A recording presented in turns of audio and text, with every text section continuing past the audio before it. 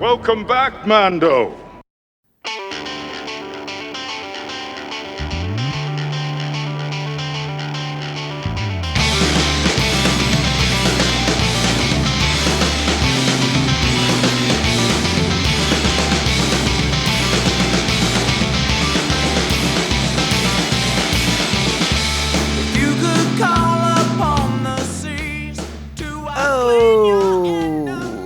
Oh, greetings, Bucketheads. Mayvar Tagar. Welcome to our 352nd Loth Wolf Walking Worlds episode of MandoVision. I am your host, Nargai Tom, and thank you so much for checking out our small independent Star Wars podcast. We're so glad you're here. Reach out to us on the socials at Mando_Visions on X and Insta. You can email the show, MandoVisionTom@gmail.com. Don't forget about me on Blue Sky. I'm just MandoVision over there. And then, make sure you're liking, subscribing, following, and sharing the show with all the Mandalorians in your covert. All right, Bucketheads, we are back for a pretty, I think, important episode of Star Wars Rebels. You know, we've been on a path where we're setting things up. As Kanan has said, all paths are converging, and this episode is one of those paths. And there's a lot of stuff to kind of parse out in this one, a lot of things to kind of get into and talk about. Not the least of which is the inclusion of more of Legends lore into the canon. I am, of course, talking about Rukh and the existence of the Noghri in canon. So we're going to talk a little bit about that. We're going to talk about the big moments for Kanan and Ezra, the revelations in this one, and kind of foreshadowing a lot of the things that are just around the corner.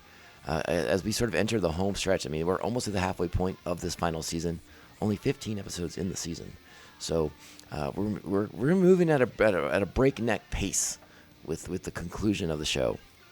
So a lot of things to get to. I do have a note for all you astute listeners of the podcast, and of course, Buckethead Nation is comprised of astute listeners. You may have noticed that the last two episodes, on your Apple device, on your podcasting device, whatever you listen to, you may notice the shows have their episode number on there. But when you listen to the episode, I speak a different number. And that is because I was not sure that we would have the opportunity to do a Star Wars Day podcast episode of the show. And by the time I got that sort of firmed up, I had already recorded the episode that was going to drop on February 9th. So, yes, they have different numbers in them, but they were sort of recorded in the correct order in a sense. I guess it depends on how you want to look at it. But apologies for that if there's any kind of confusion on that aspect of things. Probably not the first time I've messed up numbering. I'm not going to lie. I mean, 350 of these podcasts. I'm only human, darn it. Can't be perfect all the time. All right. That being said, I do think it's time to get into this episode because we do have a lot to talk about. And I don't want to waste your precious time. So let's get our particulars out of the way.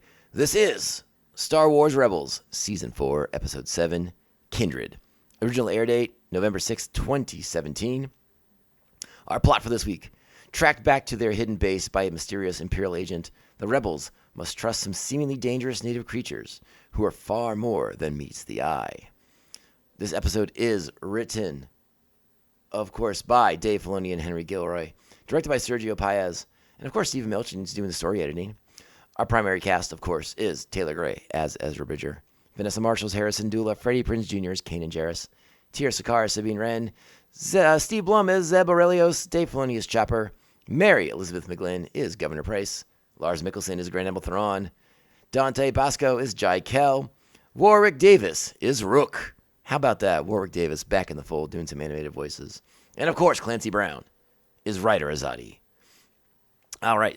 The first time that Warwick Davis is back in Star Wars as a character whose name doesn't start with a W. So, we're really branching out here, friends. All right. Let's go ahead and start talking about the episode. We're going to get into the episode. We're going to get into the Noghri. You know what that means. It's time. Strap on your buckets. Let's go. Get out of here. We'll hold them off. You're going to have to relocate the covert. This is the way. This is the way. So, as we discussed in the intro, this episode provides a big piece of Star Wars Legends lore into canon, but specifically its lore that is vital and integral to Thrawn's origin stories from the original Timothy Zahn books, Heir to the Empire, and that whole saga there.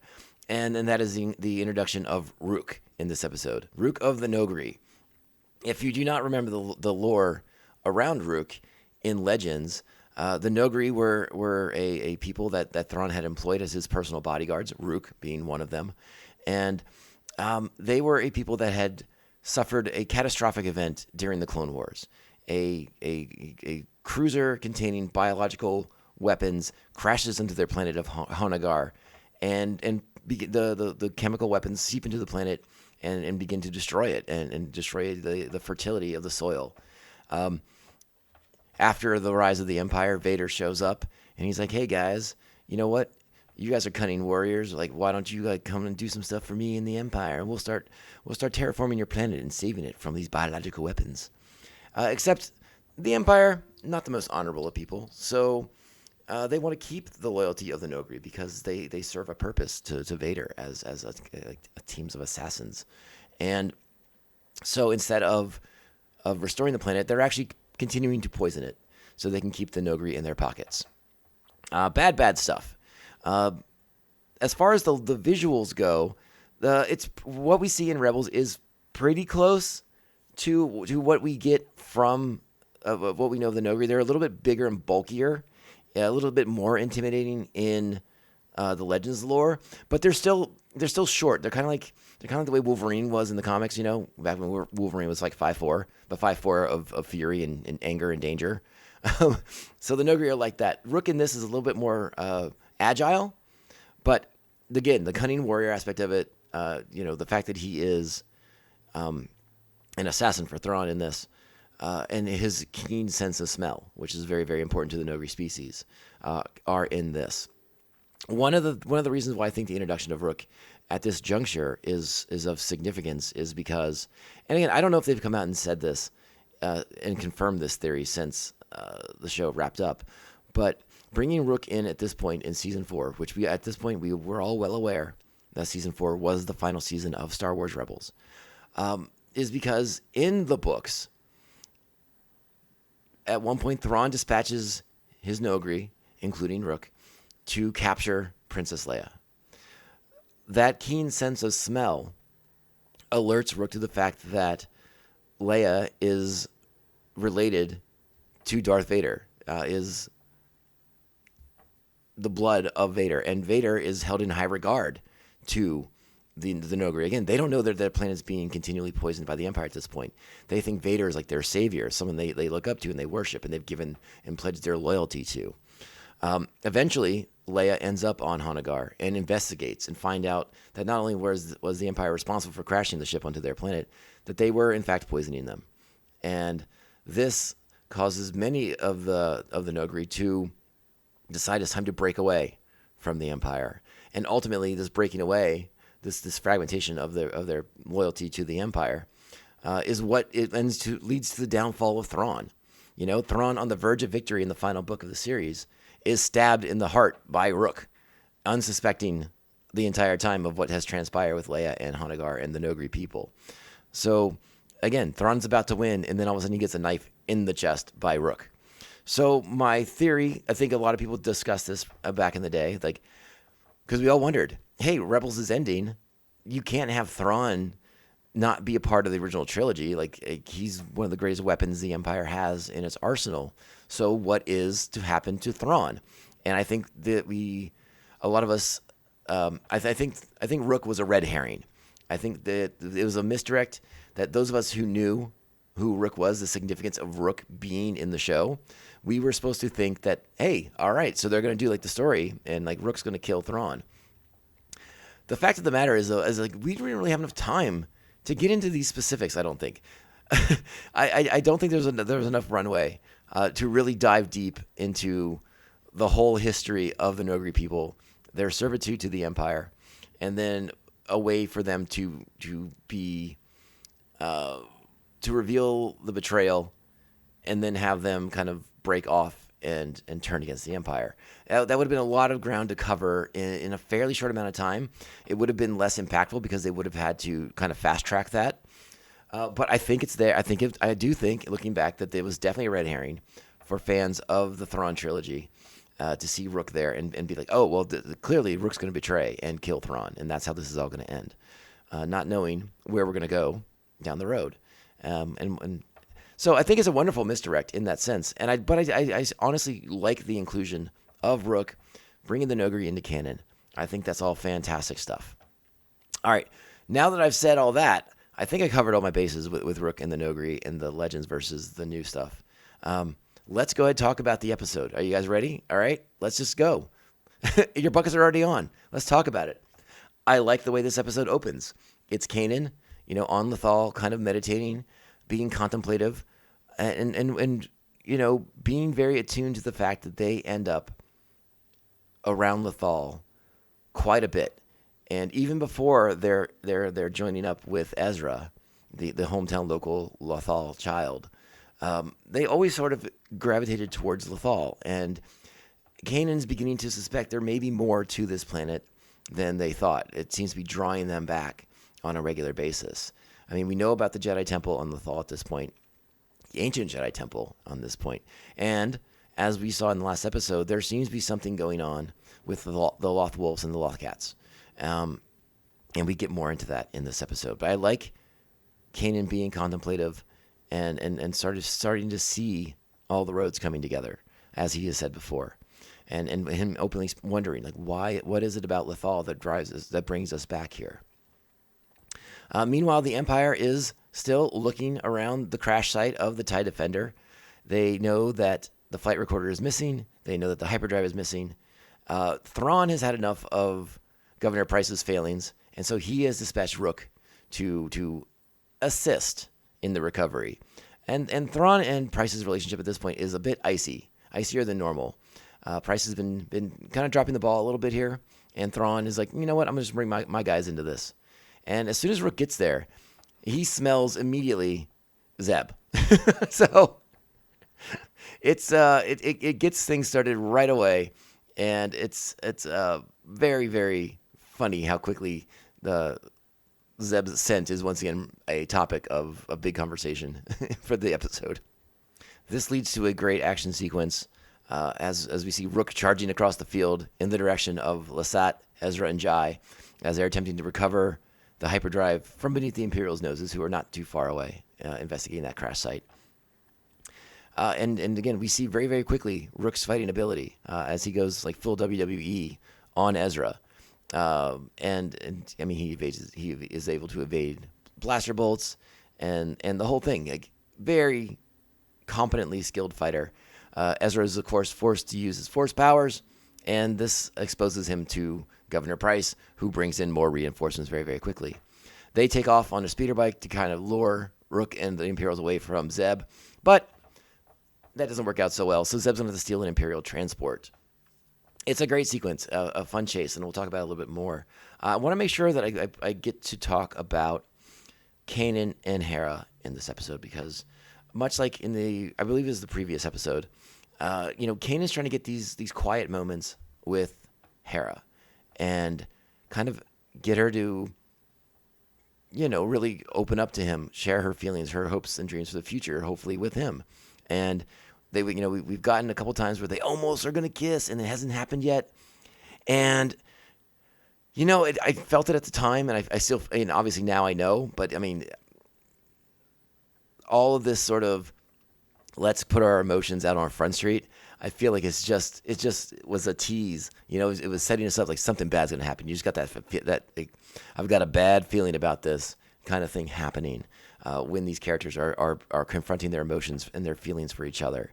But I remember that being in the back of my head at the time, and obviously now knowing which way we're going, you can see it pretty clearly. But it's still a nice moment for these characters as Kanan asks Hera to confront a world post winning the rebellion. I mean, Kanan's asking a big question here, like, hey, we're gonna win this thing, and when we do, like, what's the plan after the war is over? And it puts Hera in a spot, and she admits she's never really contemplated it, never really thought about it, but she knows that whatever it is, Kanan will be a part of it. Again, it's a sweet, tender moment. And we go back to it at a certain point, too. Once Rukh, who puts a tracker on Jai and Ezra's speeder, follows them back to base so they know where the rebels are camped out at. Not base, but where the rebel camp is. And then they do finally kiss, right as the Imperials are showing up. Kanan sort of is apologizing for, putting Hera on the spot like that. And then Hera's just like, shut up and kiss me, fool. And they kiss, fool. And it's pretty cool. It's a good scene. A lot of emotion, a lot of heart. But again, you get that sinking feeling. I remember that sinking feeling. It's like, oh, they just confirmed the love they have for each other via this kiss. And now something bad is going to happen to one of them. And we're going to get there, man, friends. And I'll be honest, I'm already dreading talking about that episode because I don't know if I can get through it without lots of pauses and breaks to hide the massive amount of sobbing that I will be doing trying to discuss that episode with you guys. But again, a great, wonderful moment for these characters. All right, let's get back to the action part of this plot, though, right?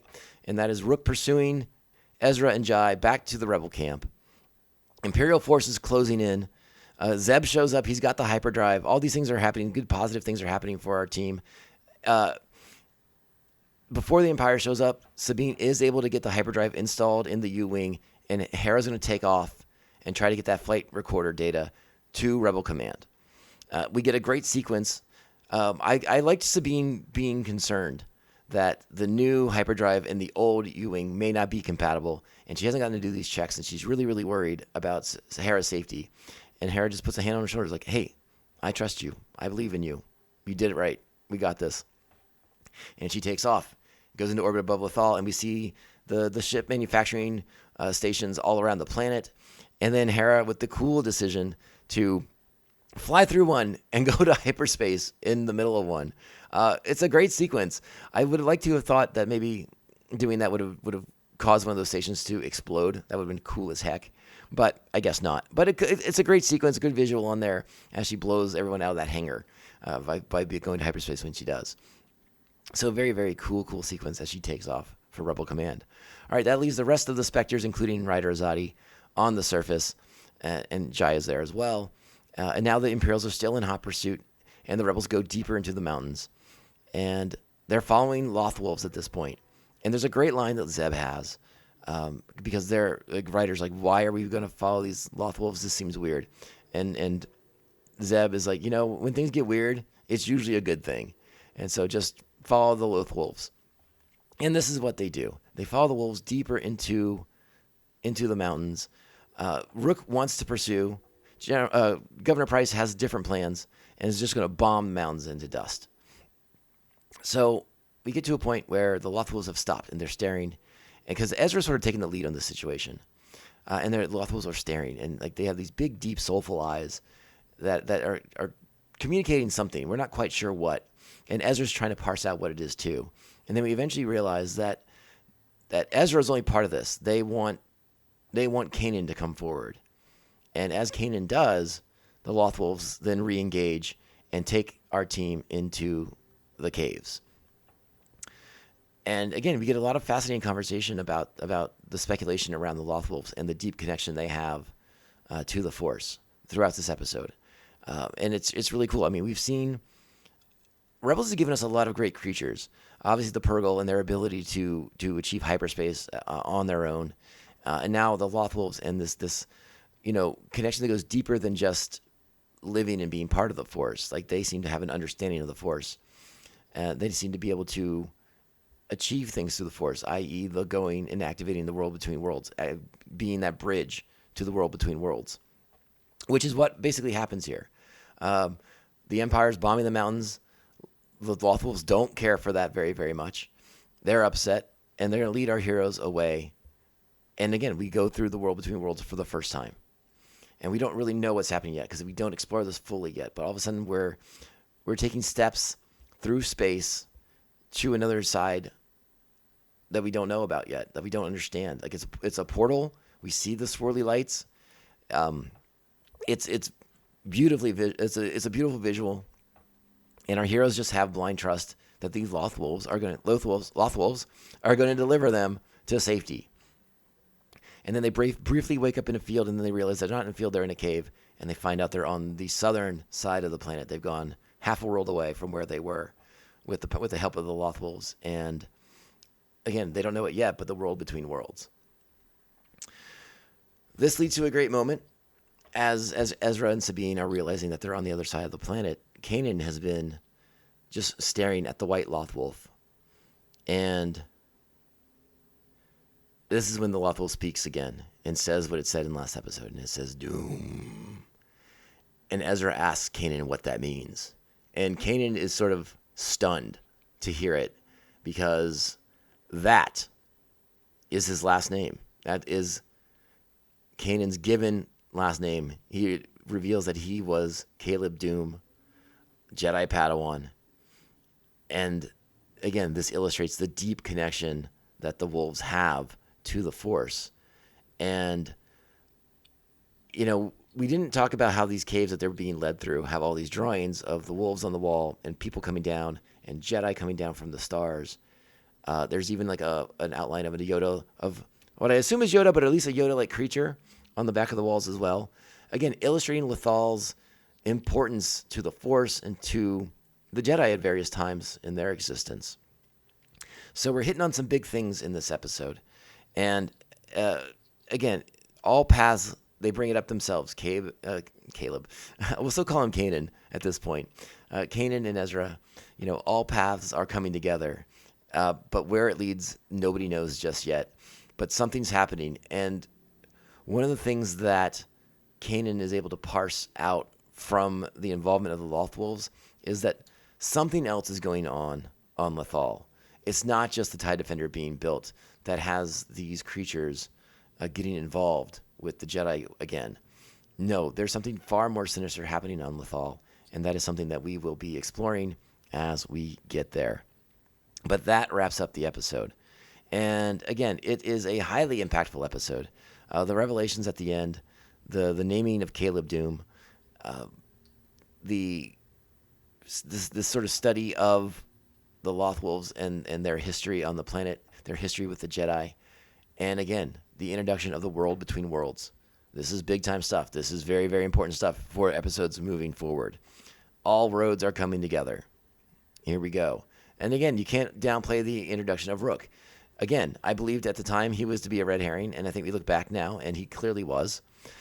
Because, again, us Star Wars fans, you know, when we're setting things before the original trilogy, well, we know how the original trilogy plays. There's no Nogri, there's no Thrawn, there's no Ahsoka. So, you know, I think the first thing we think is, well, they're just going to die anyways. But no. There's plenty of workarounds for these things. But I like the misdirect. I think it's good. I think it takes the idea that, hey, just because you read these Thrawn books back in 1991, doesn't mean you know how this is going to end. So I think it's a great misdirect. But I also really just like the inclusion of the Nogri. And I'd like to see them explored more via something. I don't know if you know, another animated series would be wonderful.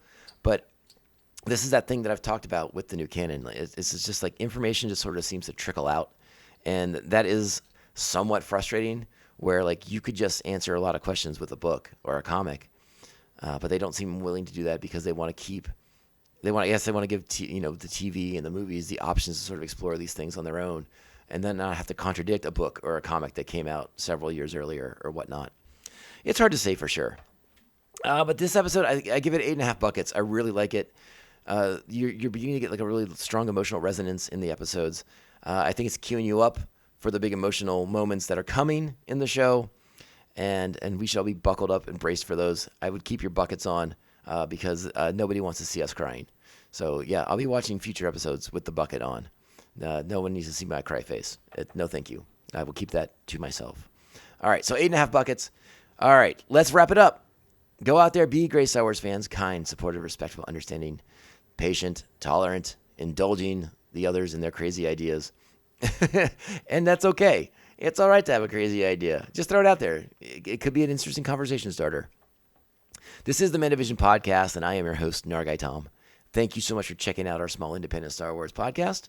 Reach out to us on the socials at Mando_Vision on X and Insta, MandoVision at Blue Sky, and of course you can email me, MandoVisionTom@gmail.com. Make sure to like, subscribe, follow, and share this show with all the Mandalorians in your covert. If possible or so inclined, sweet 5-star reviews. They help us out a bunch. And I just noticed that they're doing reviews on Spotify now. Who knew? I should probably look at that app a little bit more frequently. So, yeah, thanks for the people who've taken the time to give me some love on Spotify. Really appreciate that. All right. We'll be back next week. Bucketheads, you are the best. Thanks for being supportive, as always. And we'll be back for another big-time episode of Star Wars Rebels. Stay tuned for bonus episodes. They could drop anytime Star Wars news drops. So be ready. All right, let's get out of here. You know what that means. This podcast can only end one way. This is the way. This is the way. This is the way. This is the way.